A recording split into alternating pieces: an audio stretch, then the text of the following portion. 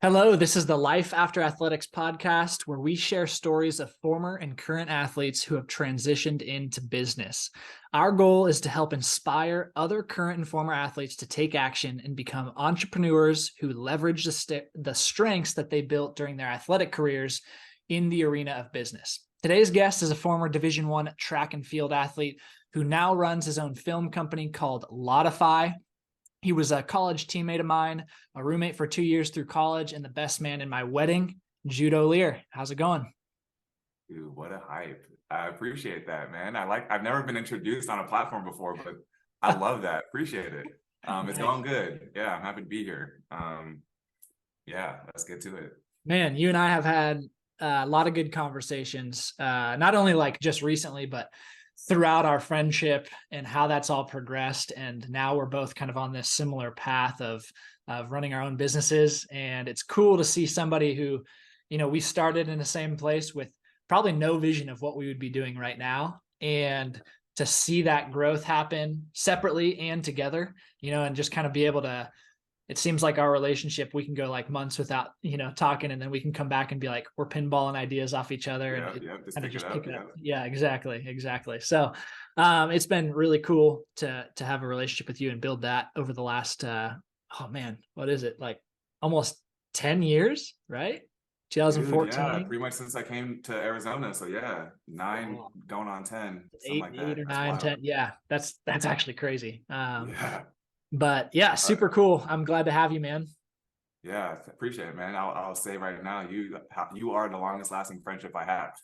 Ooh, Because yeah. I'm used to bouncing around, from LA and all that. So Yeah, it's kind of wild to think it's been 10 years. That caught me off guard. I But know, me yeah, too. yeah.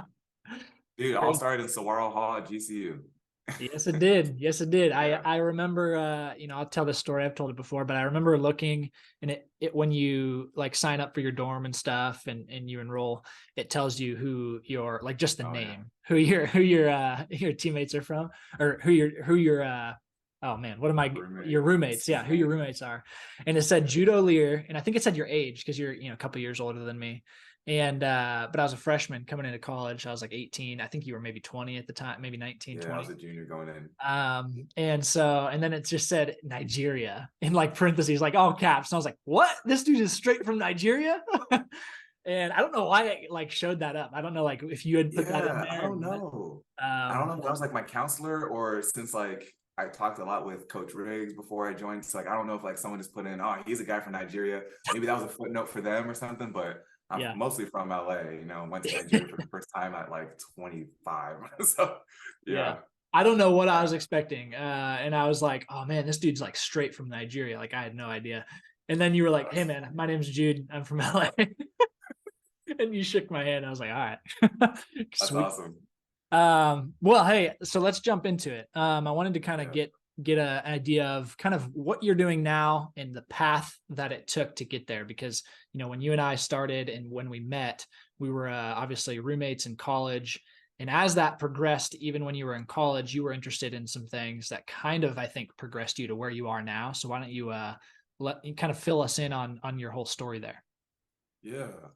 So growing up in a Nigerian household, we're gonna go that far back.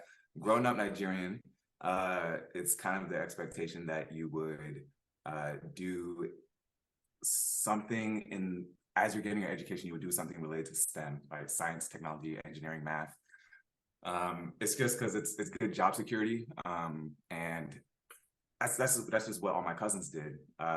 However, my dad was a photographer and um I guess I got introduced to the creative side of life pretty early. So my parents would ask me like, what do I want to do growing up? And I would say stuff like graphic design. I got into animation before I came to GCU. I was a YouTuber, and I knew I wanted to do graphic design, but there was also this pressure of, well, we don't really do arts. We kind of do medical things. My sister did medicine. My I have two sisters. One did kinesiology, and the other one did more like business. You got her MBA and very very structured things, not arts related things. And so I went to school for physical therapy. That's what I was studying when I met you at GCU.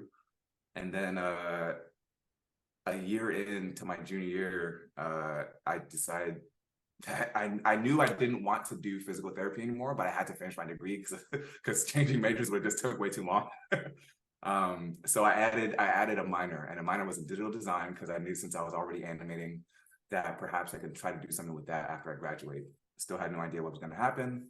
I will say by the grace of God, someone at my church found that I was doing animation. He recruited me to his advertising agency, and that's basically how it started, was me getting my foot into the corporate world of how to be an artist while working with other people. And I after I got hired there, I just quit YouTubing because the money was better, and I'd only YouTube for so little.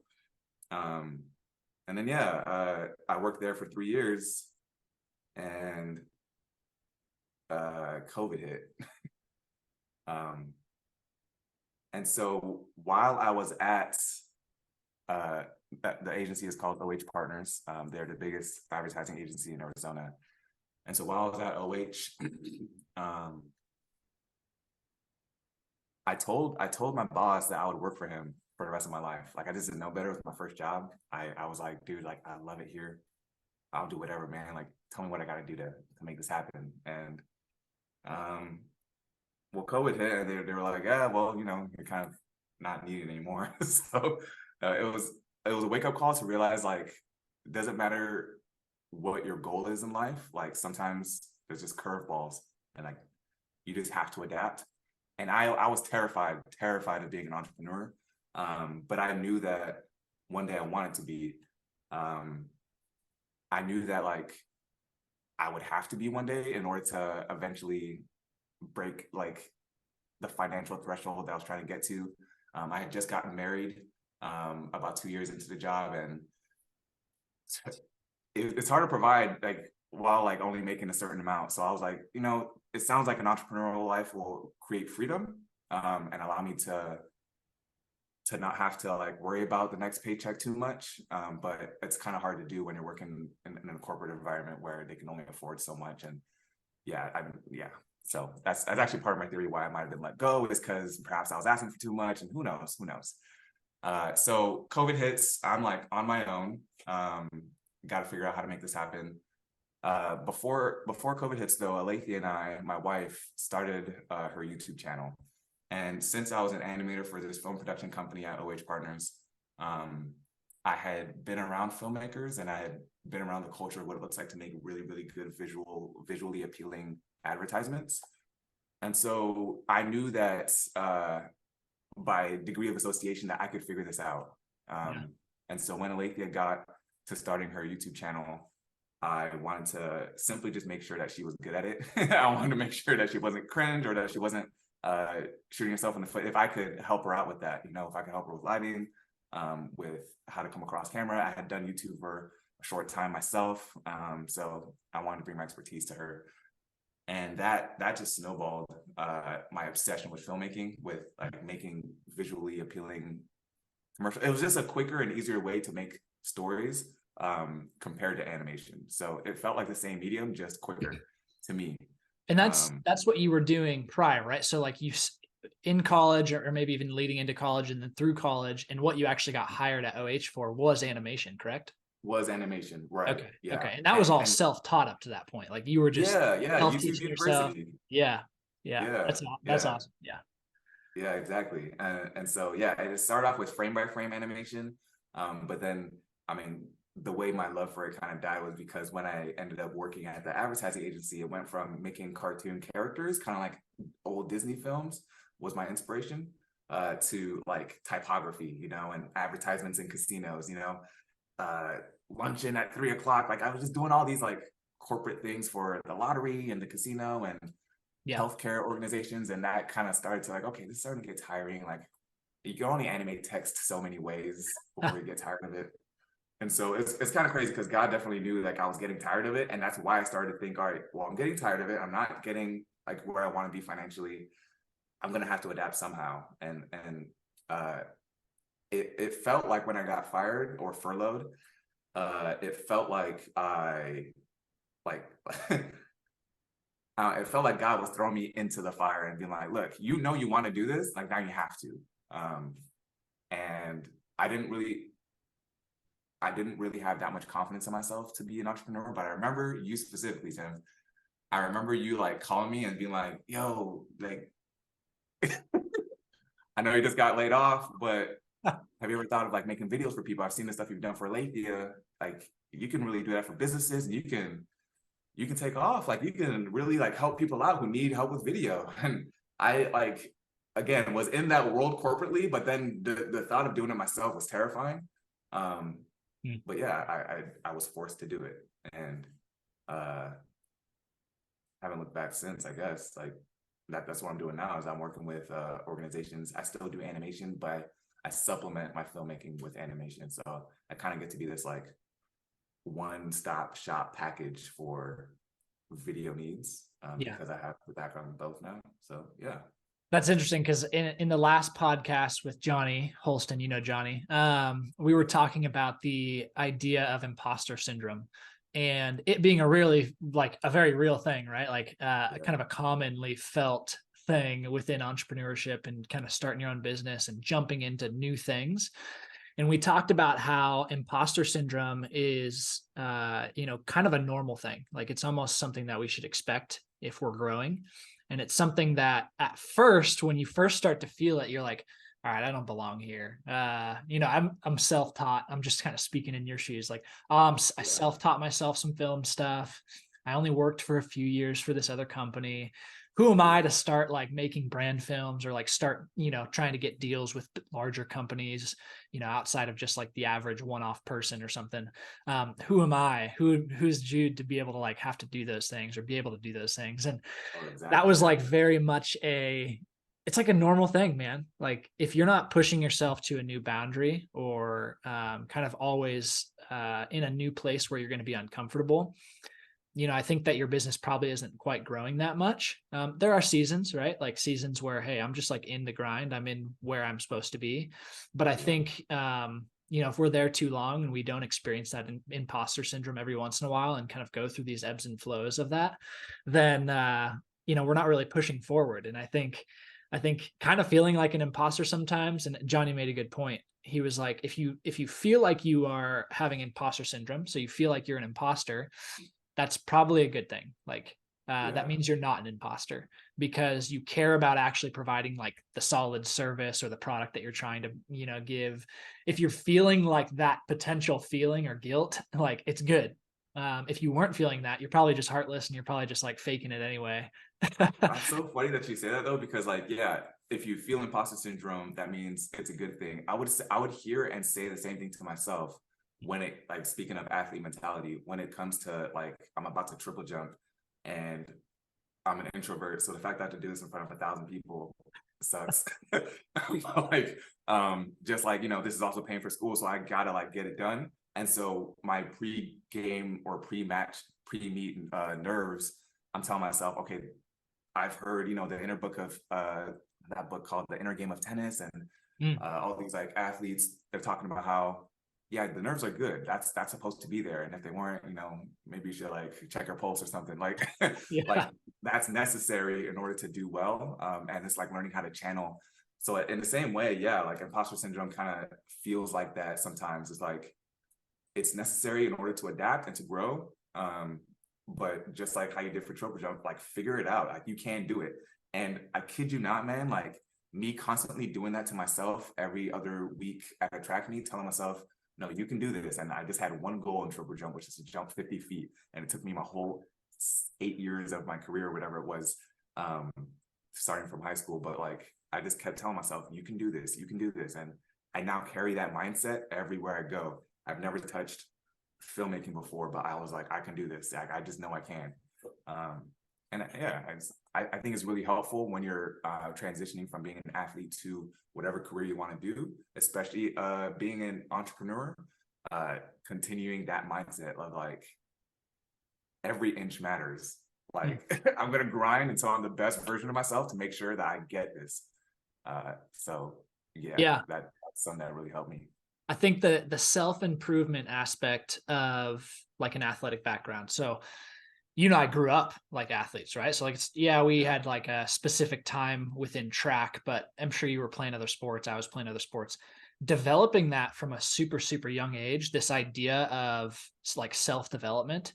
And, you know, I think there's a lot of kids who probably go through the wrong way where it's like their parents pushing them, their coaches pushing them, whatever. But I think that like for you and I, we were lucky to have the experience of self-development. Like a lot of the drive that came was like intrinsic versus extrinsic motivation factors. So like we just got really comfortable being like, hey, I'm uncomfortable in this situation, or hey, I don't want to go do a workout on the track right now, or hey, I don't want to do this thing, but I'm going to because I have this goal and I want to get there. And I'm going to just focus on self development. I'm going to be a little bit better today than I was yesterday. That 1% improvement.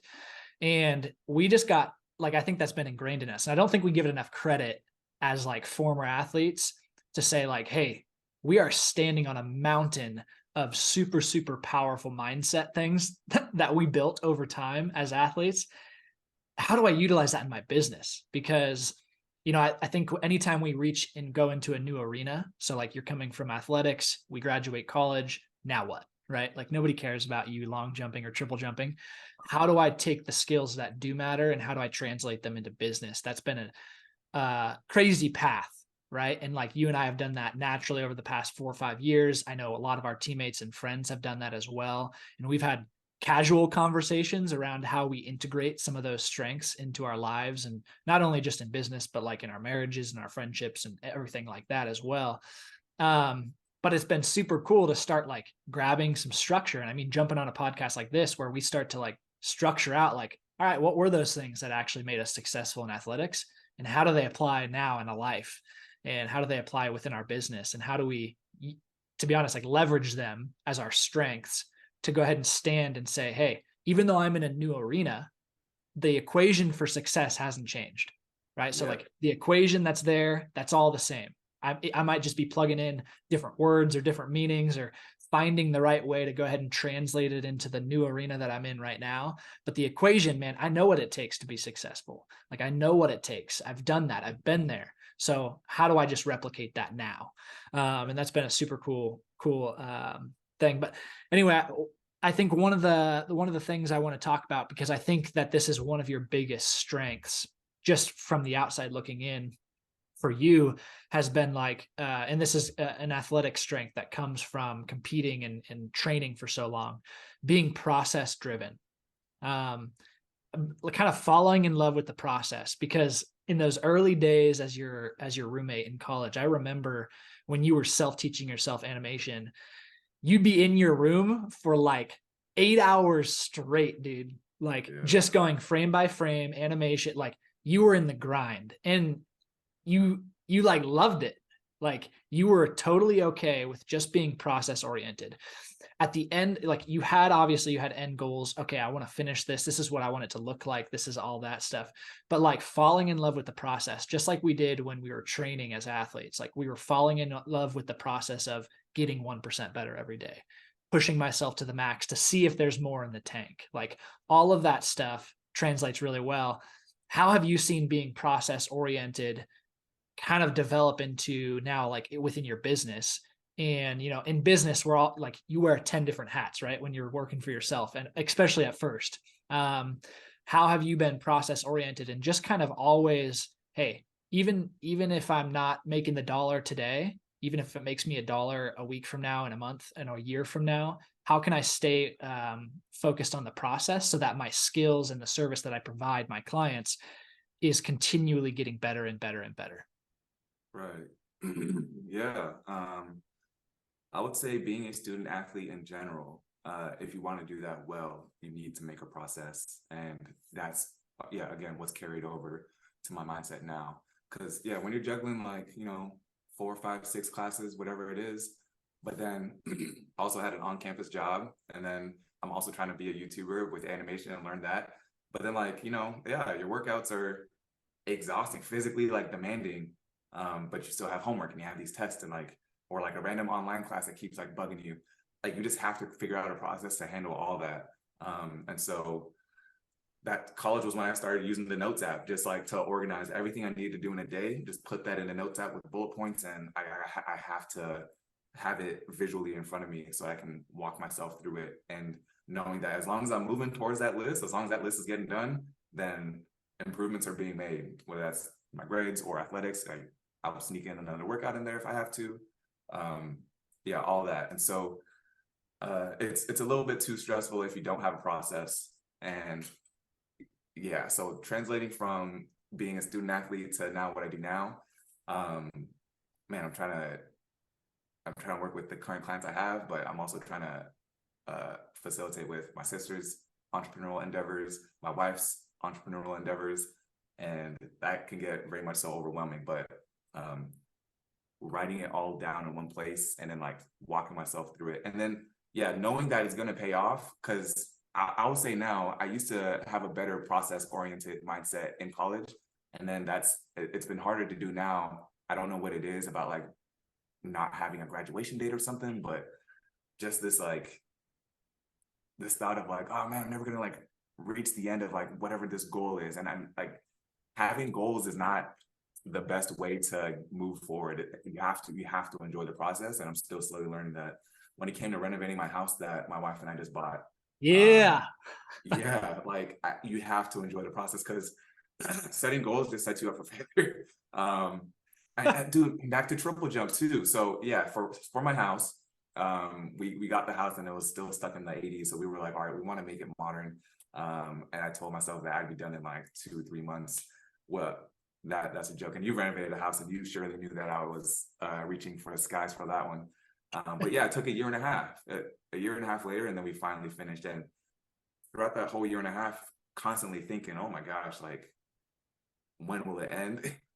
But then eventually in that process, if I remember to think, all right, just enjoy the fact that you have a house, enjoy the fact that you get to learn these new skills, right? I didn't know how to really use a drill before. Now I have like this entire tool set with all these fancy like tools that helps me tackle any problem, including filmmaking problems. I now use my tools for renovating a house for filmmaking. Like, so like enjoying the process of learning, like that was the only way I can actually get through a year and a half of unmet expectations of, oh, I was supposed to crush this thing earlier.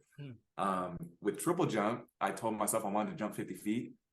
And I had that goal since like year one in high school, but I didn't get it until my very last track meet, you know, but constantly telling myself that it was doable, and sticking to the process, knowing that it was doable, I think is what, like, you know, by the grace of God, allowed me to actually accomplish that goal at the very end. And so even with the current goals I have now, like, I want my wife's business to do very, very, very well. Like, it can do a lot better than my business. And sometimes I get a little like, I jump the gun. I'm not as patient as I need to be in order to enjoy the process, to let natural things happen, business meetings happen, or just God's timing. For example, like when we first started YouTube, she was in school and she's not used to the athlete mentality. So I would be pushing her like, all right, like, I know you have a job, but like, you gotta do work, and you gotta do YouTube, and, you know, go to school and make sure you get good grade. Like, cause I had done it before, but, you know, her coming from a homeschool background, it just wasn't there. And I realized part of my process and guiding her through what she needed to do in order to make this entrepreneurial endeavor happen for her was, I need to step back. I need to let her take a break from YouTube and help her with school however I can, or yeah. So like, I know there's different ways to adapt to the process of trying to reach your goal. But now that she's graduated, man, like, this is the most creative I've ever felt, because we're finally able to bounce thoughts off each other, because she doesn't have school distracting her, but she still gets to be proud of, you know, having her degree and all that, which I'm so happy for her. But yeah, like, now we get to actually be artists together. And if I had known this was going to be the feeling 4 years ago when she started school, then I would have enjoyed the process a lot more. But instead, for the first 2 years, I'm stressed. I'm like, come on, like, I'll film the videos for you, and I'm like, you can edit, come on, we can do this. And I just needed to take a step back and enjoy like the process of her acquiring her fashion skills. That's going to be monumental to her success. Like, I'm willing to bet it, like, on the air or whatever, like, she's going to be hella successful, you know, like, but I just need to enjoy this process. And that's what we're currently doing. Yeah. Love it. Love it. Yeah. And I think that something you touched on, I think a couple times when you were talking right there was, um, the idea that everything that we do in our past, kind of like the tool example that you gave for like building your tools, now you use it for your business. Like you use some of those tools for what you're doing in filmmaking. Yeah. Um, anything that we do in our past, and this is kind of the biggest thing that I want to touch with anybody listening to this, is your time spent as an athlete. There are a lot of people who are going to tell you you wasted it, especially when you enter into entrepreneurism, because we have this culture within like business and within kind of starting your own stuff and company and YouTubing. Oh man, you could have started that 4 years ago. Like, why did you waste all that time triple jumping? Like, why did you waste all that? Like, literally, that is not a translatable skill into real life. Like, no one Yeah. cares that you jump 50 feet, besides your mom. But the big things that you take away, like it was not all in vain, and understanding that, hey, you went through, 2 years of this or 2 years of this before you finally reached where you are now. Like understanding that those are valuable experiences. And I think people who can begin to understand that simple lesson right there and leverage their past experiences and what they're currently doing now. So just like you, like using tools from a past project that are unrelated technically, right? It's unrelated to filmmaking. And now you're utilizing them in a different way. That's, just a small example of that. But like doing that with your skills, doing that with your past experience in life. And so that really is like the essence of, life after athletics. Like your experience as an athlete translates so much into who you are as a man, who you are in your family, who you are in your relationships with people, who you are in business. Like the skills that you take, the soft skills, perseverance, being process driven, delayed gratification, being like performance motivated, kind of self-development, like all these soft skills. There's 1,000 of them that we could list. Those are extremely important for where you are going to be in the future and where you are now. And but anyway, that's awesome. I think so what specifically with anybody listening to this, I'm in the real estate industry. Specifically, we talk about and we have a coaching around athlete becoming an agent. And we help athletes make that transition. And the biggest thing is we're not recreating the real estate industry. We're not giving you something that's like new. There's a way to build a successful business within real estate that's known. Like real estate's been around for a long time. The biggest thing is when you start getting into an industry like that, where you've never been, like you're in a new arena, you know nothing about it. You're stepping into this new environment, and you're like, all right, this seems really different than what I've done my entire life. Well, it's not. Again, like we go back to that. The equation for success is the same. And you just have to understand how to translate what you did in the past to what you're doing now. And so having a coach or somebody who's been in the industry for a little while, be able to speak the same language as you is really valuable. I wish that when I had transferred over into real estate and started building a business of my own, that I had someone who could speak the language, like who could understand that, oh, you have these identifiable skills as an athlete. Let me show you how to utilize that within your business. And that was more of a natural progression, and it kind of came down to self-development. Like I was choosing to make those choices and say, hey, how could I use this skill over here? How could I do that? But that took a lot of time, right? And that's why coaching is so valuable. We've been coached our entire lives. We know how valuable coaching is. And so, yeah, that's what we do at Athlete to Agent. And so if you're interested in kind of, I do have an entrepreneurial path in front of me, I feel like that's probably what I want to do, and you're not sure on a specific avenue, real estate's an awesome avenue. And so I'll give you guys the link later to go ahead and check that out.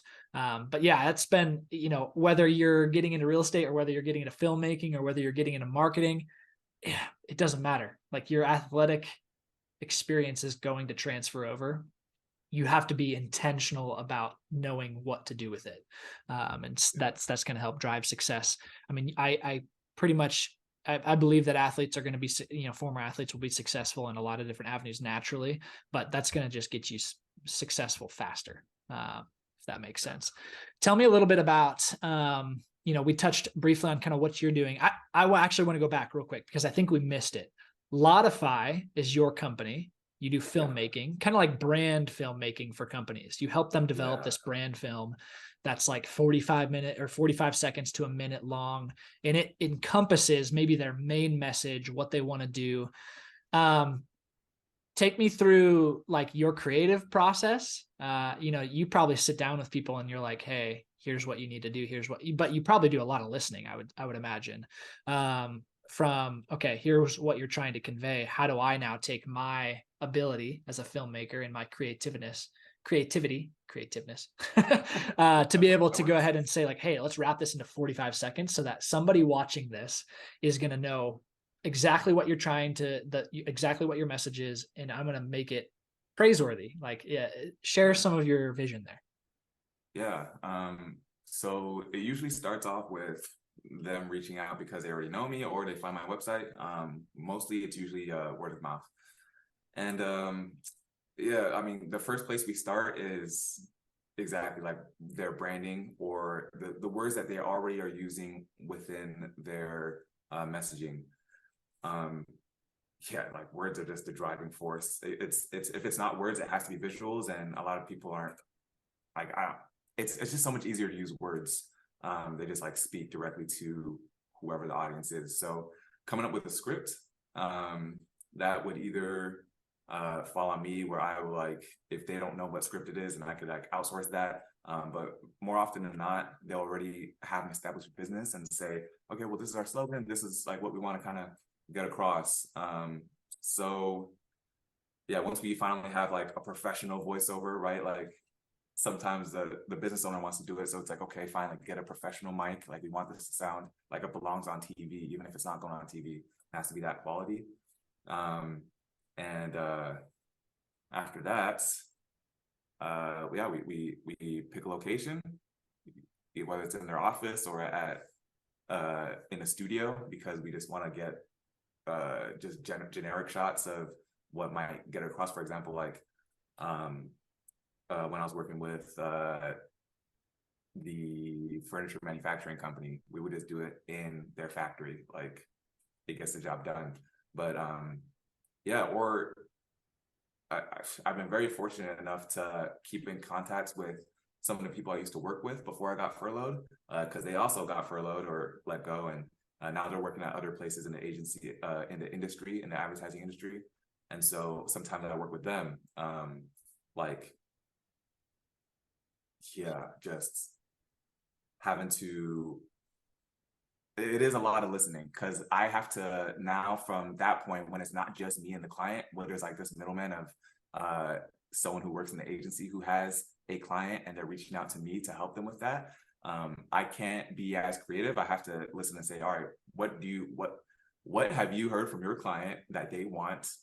Relay that to me, and I'll make it, the best I absolutely can.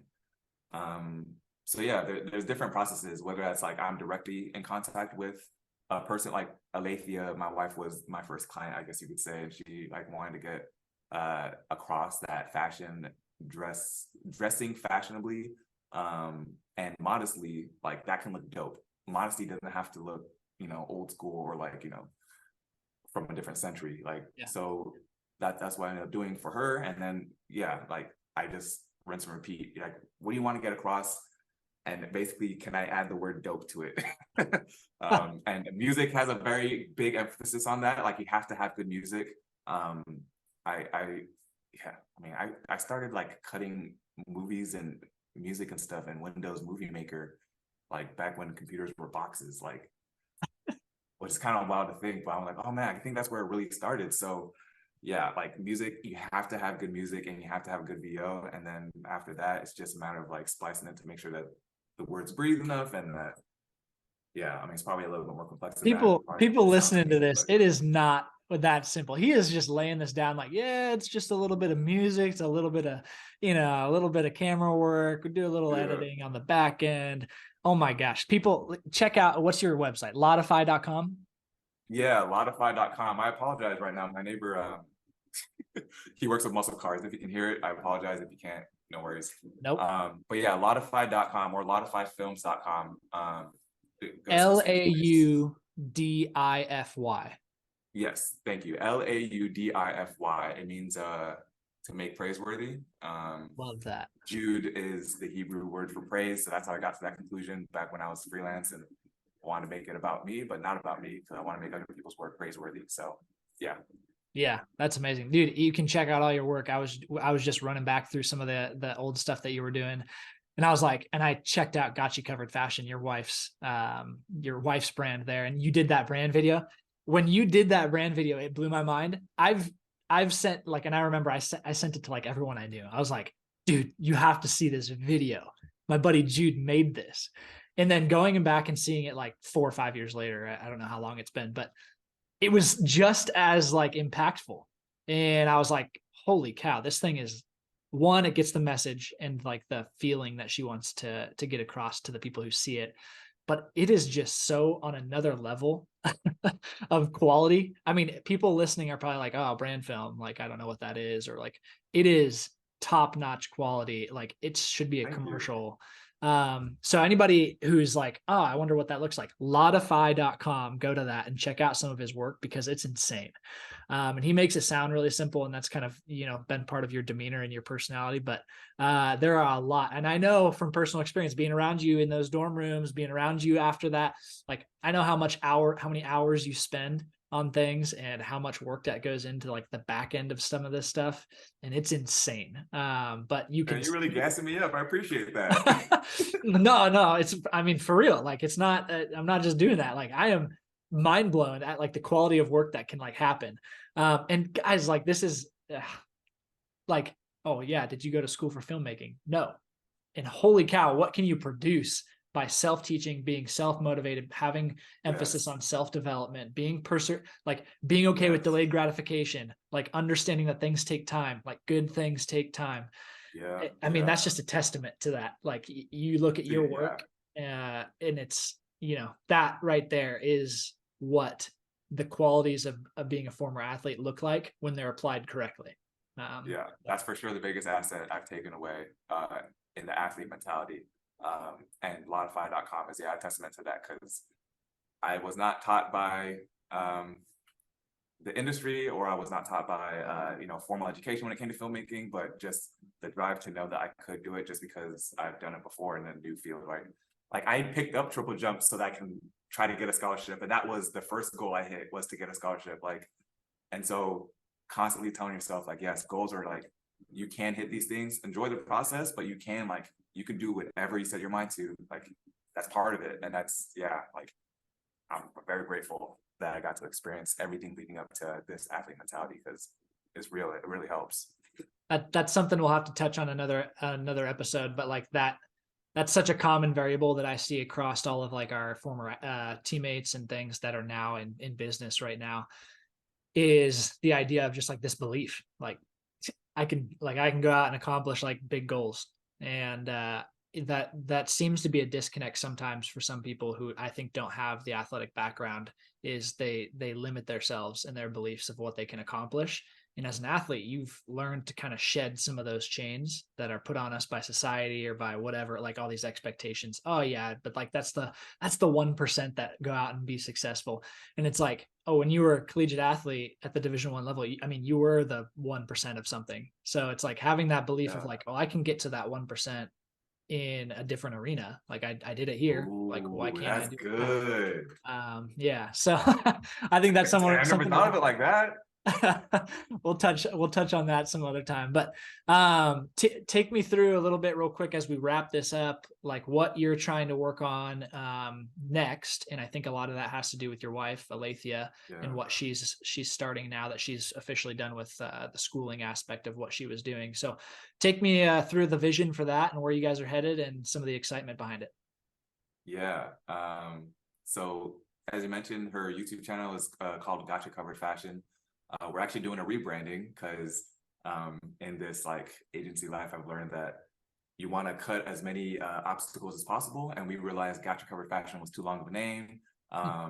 And we thought about switching it to her name, Alethea. It's a very, very beautiful name, but a lot of people mispronounce it and misspell it. But her middle name is Grace. And so we found a domain. It started with a domain. We found a domain with Grace, with a D at the end, grace.com. And from there, we were like, oh my gosh, this is perfect. People can easily remember 6 letters, you Mm. know, and it's her middle name. And so, yeah, that's the most exciting upcoming thing that we have is as she enters back into YouTube as Graced Fashion, and we filed all the LLCs and like trademarks and all that. We're like Perfect. actually Nobody trying to can make this steal it. actual, yeah. So don't even think about it. But yeah, we're actually getting to make this up like my favorite thing ever, like, is kind of like you said, getting to that 1%. And so when it came to, I don't know, let's say when it comes to me making brand videos, I don't want to just be a videographer that is good for someone that learned it on YouTube. Like I want to be good compared to like industry, like I want to compare myself to industry quality. Whether or not I had learned for them or have as nice cameras as them, I just want to I always compare myself to like the absolute best. And that's what we're going to do with her fashion brand. Like we're not just trying to be some local brand. We're like, all right, how do we get to the big leagues, right? Where we're like lumped in the same conversation as these other fashion houses. And whether or not that's the actual goal, I don't know. But basically, we're just gonna try to squeeze out every inch or every like strength with our muscle like possible to get to the absolute best we can. So that involves my advertising skills with videography and filmmaking, or just because I've been in the advertising agency life, I'm pretty good at logo design, good with composition. And so I'm combining those skills with her actual, like, she's really good at designing clothes. She just is. And so we're not trying to be just YouTubers who release merch. That's what I'm trying to get at. You know, we're not trying to be in the same part, like we're trying to be far above that. And that's super exciting. Working with my wife is when, like, as I mentioned before, is when I'm the most creative. And if it wasn't for her, I wouldn't be doing filmmaking. I think of that all the time too. It's kind of crazy because I'd probably still be doing animation, and if not animation, something else. But like, it was because she wanted to do YouTube that I said, all right, let me learn this thing. And like the rest is history. I love filmmaking now, and yeah, that's when we get to be creative together. That is like the culmination of both of us doing our absolute best. And yeah, super excited for the fact that she's graduated, and now I have to figure out like how to balance that with, you know, all the client work I do now. So I'm the one that's like kind of splitting my attention left and right and having to manage a lot more. Write down that list. There we go. Yeah, exactly. And like Alethea was nervous that after graduating life was going to get harder. And I'm sure you can like attest to this, but like, yeah, like sure, applying to athlete mentality is not necessarily always easy, but man, I'm willing to guess that being a student athlete, being an athlete was a lot more fun than being a student. And it's because like, I don't know, you just got to like apply yourself and solve puzzles, and all right, like if I work out these muscles, that help, like you just get to do all this experimenting with yourself. And that's how I feel like life is after you graduate. And that's what I was telling her. I was like, no, life is a lot easier. It's like, imagine, you know, how you have sometimes 6 subjects at once. Imagine you just have one subject. And that's all you got to focus on, you know? And yeah, I am absolutely stoked for the fact that, yeah, she graduated. And if you're about to graduate, know that it's really easy to apply yourself when it just comes to like, you know, centering your focus towards a goal, just like you would do on the track or on the field or on the court or wherever you did your sports. Yeah, I'll piggyback on that because that seems like a tip or a piece of advice for people kind of making that transition right now. I think one really big thing, and I think I said it on the last podcast as well, one big thing that you can start to do is surround yourself with people who are like-minded in that mindset of going down. If this is a path that you're choosing to take and you're wanting to become an entrepreneur and you're wanting to start your own business, being able to have, I mean, the friendship that Jude and I have and the ability to bounce ideas off each other, to constantly kind of be able to check in and say, hey, how's things going here? Here's some things that I tested out that didn't work, or here's some things that I tested out with my business that did work. How can that apply for you? Having somebody to do that, or having a group of people to do that with, is insanely valuable because it just speeds up the process, right? You know, you testing out little things to get better just goes faster when there's 10 of you testing out little things better. Yeah. And so that's another piece of advice there. Hey, well, that's in your own words, that's dope. I like that. I How can appreciate it, people man. And if get, I could just say, like, I'm so grateful that I have you, bro. Like, because again, you were there when I didn't think I could be a filmmaker independently, and you saw what I was capable of. And then the fact that you're also here, like, coaching people on helping them recognize their potential, absolutely so dope. And I'm extremely grateful, bro, because I think of that all the time. Like, man, Timmy really saw this coming before I did. The fact that I can like pull this off. So like, yeah, you're talented. I probably overbelieve in people, and but my specialty is just hyping them up, right? Like inspiring others to take action, inspiring others to go down that road that's not ventured. And I'm fine with betting on myself all the time. Like that's when we talk about risk taking and like being able to deal with risk. Like those are the risks that, hey, I say you take every day. Doesn't matter. Like bet on yourself. You are 100% capable. Go ahead and learn the skill, learn whatever you need to, and you'll start to see the success and stuff happen. So yeah, I'm all for betting on myself. I'm all for others betting on themselves. And that's hopefully what I can inspire others to do as well. How can people get in touch with you? Like if, hey, I got a business going, I've already got stuff up, but I would like a brand film to be able to go ahead and start using as a piece of my marketing so that I can drive business to actually make more sales. How do people get in contact with you? How do people check out Graced or like Alethea's some of her social stuff? Just give me all of it. Yeah. For me, I do need to get it back on social media.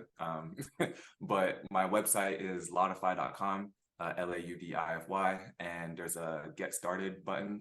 If you click the little 3-line hamburger looking thing, there's a get started, and then yeah, that's how you'd be able to reach out, and we can make you something dope and praiseworthy. And then as for Alethea, we're still figuring out her website. Her homepage is done, but we just wanted to get some blogs up before we actually like officially launched it. Okay. But hopefully by the time you hear this, it will be called graced.com. That's her brand, is Graced. Graced Fashion is also synonymous with it. And yeah, like you can see all the, like she's gonna take off way further than I can. So yeah, stay tuned for that. And you can also sign up to receive emails on her website as well, if you're interested in seeing the development of how modest fashion can be dope. And yeah, it's and you will see my work on there because we're collaborating, so yeah, we'll be having a lot of fun making fun fashion filmmaking. So yeah, that makes sense. Anything you see of hers, you're the man behind the camera, you're the man behind the editing. I love it.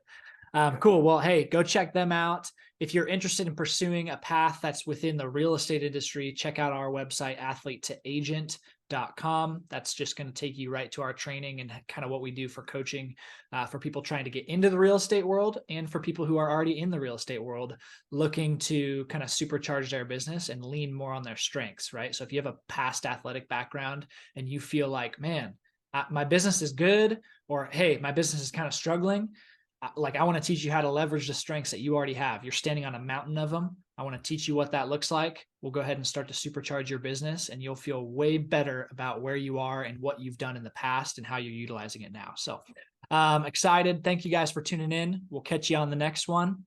Thanks.